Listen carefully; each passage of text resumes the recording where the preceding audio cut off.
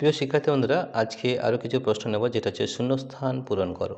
1 নম্বর, কোনো নিউক্লিয়াসের স্থায়িত্ব নির্ভর করে ড্যাশের ওপর। এটা হবে নিউক্লিয় প্রতি বন্ধন শক্তির ওপর। আরেকবার বলে নিই, কোনো নিউক্লিয়াসের স্থায়িত্ব লাভ নির্ভর করে নিউক্লিয়ন প্রতি বন্ধন শক্তির ওপর। 2 নম্বর, কোনো নিউক্লিয় বিভাজনের শেষে যদি এম ভর অবলুপ্ত হয় তো উৎপন্ন শক্তি হবে। আমরা জানি যে কোনো নিউক্লিয় বিভাজনের শেষে যদি এম ভর অবলুপ্ত হয় তো উৎপন্ন শক্তি হয় কী হয়, ই সমান এমসি স্কোয়ার হয়, তাহলে অবশ্যই এটা হবে এমসি স্কোয়ার।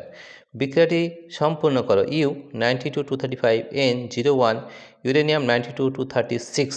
ঠিক আছে, তাহলে এটার সঙ্গে কী হয় এটা আমরা জানি, যেটা আমাদের কী হয় এখানে বিআর 56 141 প্লাস কেআর 3692 প্লাস 3টে নিউটন হবে প্লাস শক্তি, এটা আমরা জানি। ঠিক আছে, এটা বই থেকে করে নেবে। আরেকবার বলে দিই, ইউরেনিয়াম 92 236, এটা ভীষণ ইম্পর্ট্যান্ট রয়েছে।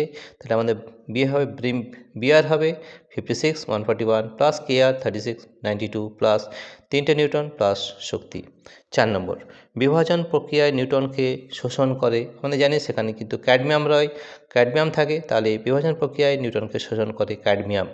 পারমাণবিক বোমায় বিভাজনযোগ্য পদার্থ হিসাবে ব্যবহৃত হয় ইউরেনিয়াম ও প্লুটোনিয়াম।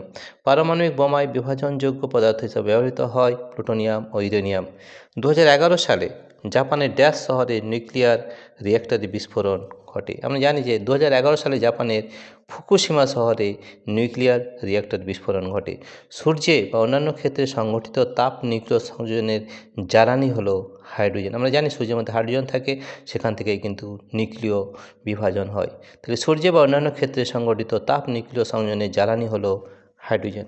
প্রিয় শিক্ষার্থী বন্ধুরা, তোমাদের যদি এই ভিডিওটি ভালো লেগে থাকে তাহলে অবশ্যই সাবস্ক্রাইব, লাইক ও শেয়ার করবে। Thank you everybody for watching this video.